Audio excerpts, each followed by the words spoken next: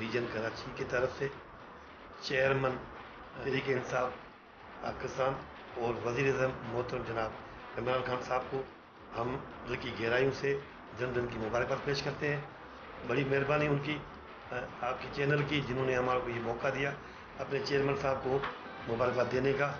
तो अभी मैं इसी तसल्सल से, इसी खुशी के मौके पे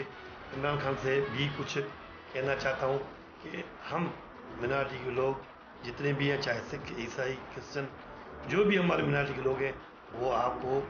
यकीन दिलाते हैं कि हम आपके हर दुख सुख में आपके साथ शरीक रहेंगे और जहाँ भी हमारी ज़रूरत पड़ी तो हमारे जिस्म का एक एक खून का कतरा हम आपके लिए उठाया था